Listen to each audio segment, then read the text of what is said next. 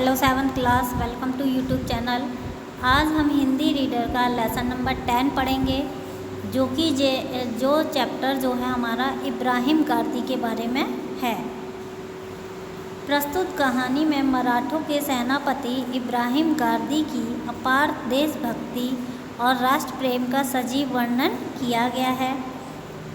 अहमद शाह अब्दाली के सारे प्रलोभनों को अस्वीकार करते हुए इब्राहिम गारदी ने देश के प्रति सच्ची श्रद्धा और भक्ति के साथ अल्लाह कहते हुए अपने प्राण त्याग दिए थे।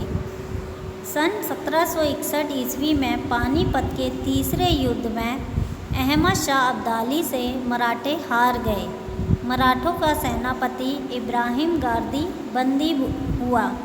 वह अंत तक लड़ता रहा और घायल हो जाने के कारण पकड़ लिया गया। इस युद्ध में अवध का नवाब शुजा-उद-दौला अहमद शाह अब्दाली की ओर से लड़ रहा था। घायल इब्राहिम गारदी को शुजा-उद-दौला के टीले में, जो अहमद शाह अब्दाली की छावनी के भीतर ही था, पकड़कर रख लिया गया।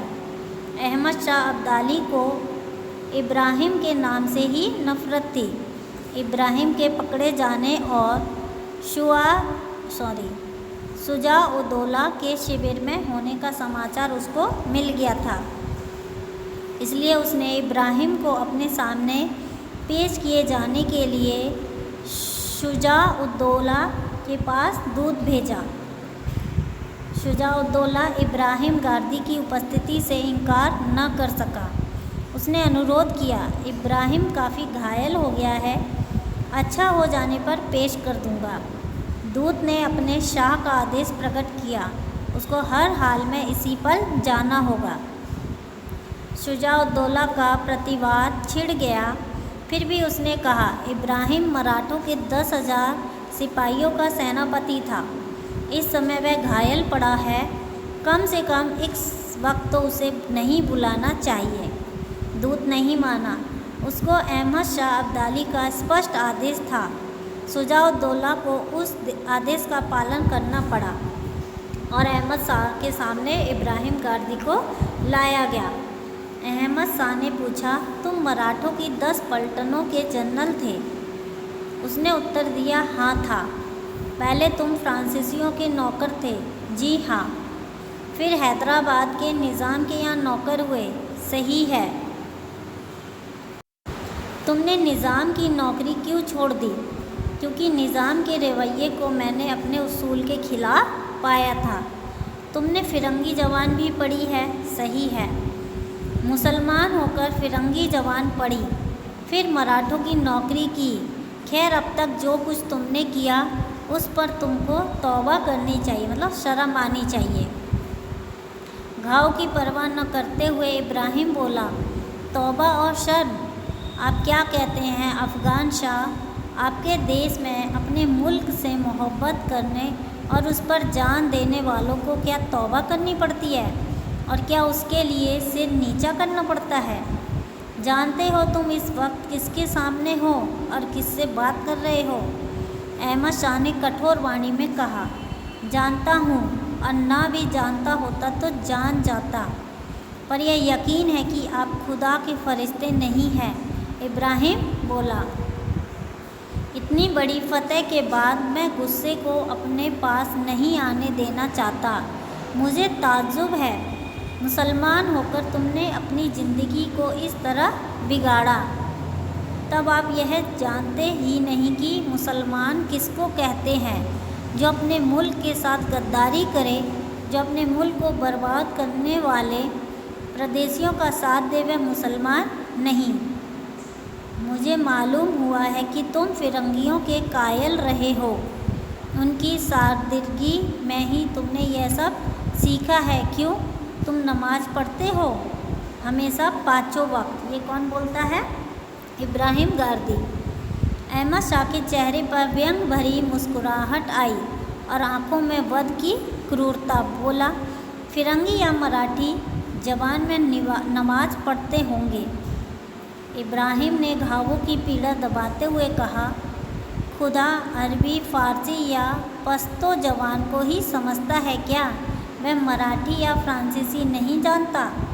क्या खुदा राम नहीं? क्या राम और रहीम अलग अलग हैं? अहमद शाह का चेहरा क्रोध से तमतमा उठा। बोला, क्यों क्रूफ बकता है?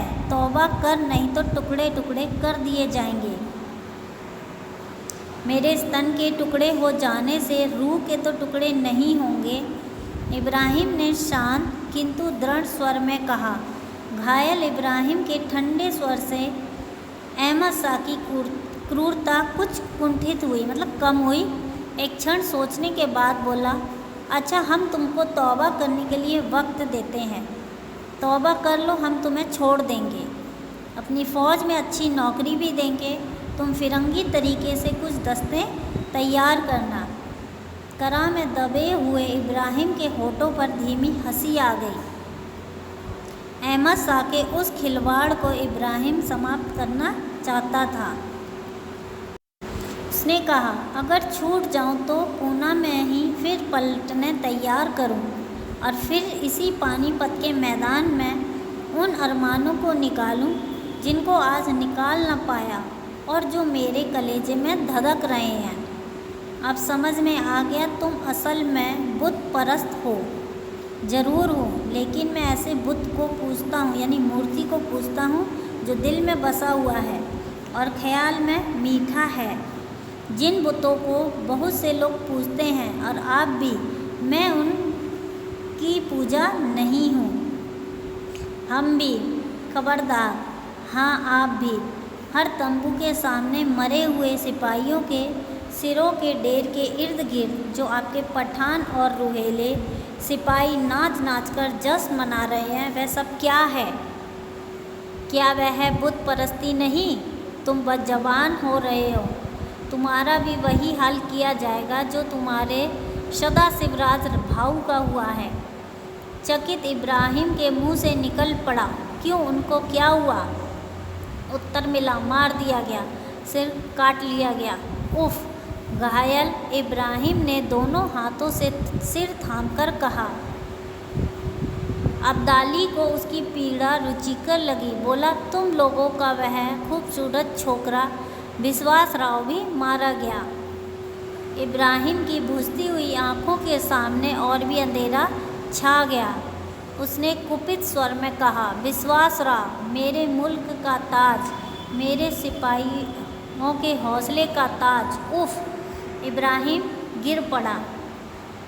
अहमद शाह उसके तड़पने पर खुश था। उसकी निर्ममता ने सोचा, शहीदी को जीत लिया।